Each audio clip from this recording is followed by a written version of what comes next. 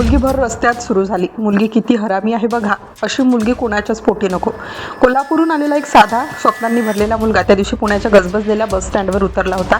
गर्दी होती, आवाज होता, पण त्याच्या मनात फक्त एकच विचार, आज आयुष्य बदलणार. त्याच्या डोळ्यात आशा होती आणि हातात बॅग, ज्यात त्याचं संपूर्ण भविष्य होतं.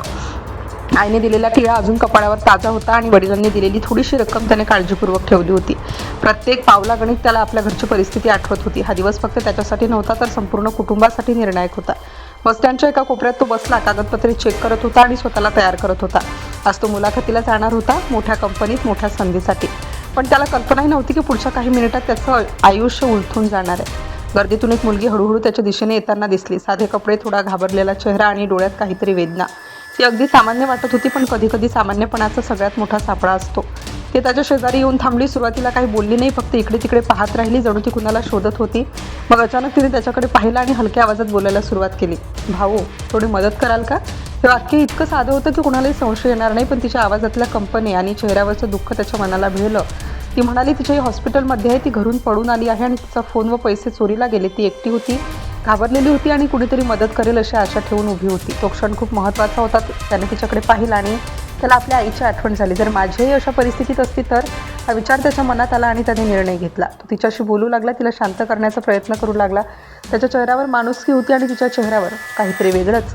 ती हळूहळू त्याच्याशी मोकळी होत गेली. तिच्या गोष्टीमध्ये इतकी भावनिक ताकद होती की तो पूर्णपणे तिच्या बोलण्यात गुंतून गेला. आजूबाजूचं सगळं त्याच्यासाठी जणू गायब झालं. गर्दी तशीच होती, लोक येत जात होते, पण त्या दोघांचं एक वेगळंच जग तयार झालं होतं. ती बोलत होती, तो ऐकत होता. त्याला वाटत होतं की तो एक चांगलं काम करत आहे. काही वेळाने ती म्हणाली, माझ्या बाबांना फोन करायचा आहे, पण माझ्याकडे फोन नाही. हे ऐकून तो क्षणभर थांबला, पण लगेच त्याने आपला फोन काढला. तो फोन नवीन होता, महागडा होता आणि त्याच्यासाठी खूप महत्त्वाचा होता, पण त्या क्षणी त्याने विचार केला नाही. त्याने फोन तिच्या हातात दिला. ती फोन घेऊन थोडं लांब गेली. इथे नेटवर्क नाही असं ती म्हणाली.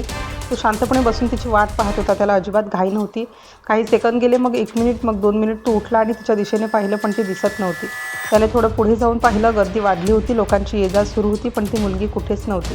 त्याच्या मनात पहिल्यांदा शंकेची एक लहर आली. कदाचित ती बाजूला गेली असेल असं त्याने स्वतःला समजावलं, पण मन मात्र शांत होत नव्हतं.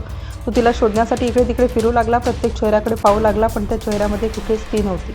इतक्यात अचानक कोणीतरी त्याला धक्का दिला. तो थोडा गोंधळला. त्या क्षणी त्याच्या खांद्यावरचं ओझं हलकं झाल्यासारखं वाटलं. तो वळून पाहतो तोपर्यंत उशीर झाला होता. त्याची बॅग गायब झाली होती आणि त्याच्यासोबत त्याचं सगळं काही. तो घाबरला, धावत सुटला, गर्दीतून वाट काढत पुढे जाऊ लागला, पण कोणाला पकडणार, कोणावर विश्वास ठेवणार? त्याच्या डोळ्यासमोर अंधार यायला लागला. श्वास वेगाने चालू होता, हात थरथरत होते आणि मनात एकच प्रश्न, हे काय झालं? त्याला अचानक जाणवलं, तो एकटा नाही, फसला. हे सगळं प्लॅन होतं. ती मुलगी एकटी नव्हती, ती एक टोळी होती, एक सापळा होता आणि तो त्यात अडकला होता.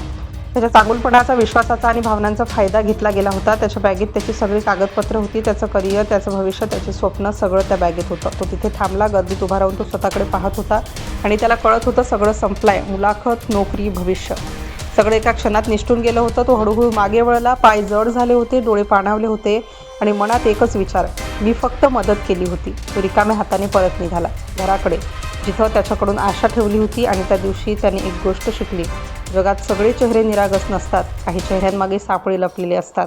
आणि शेवटी ती मुलगी नव्हती, ती एक प्लॅन होती.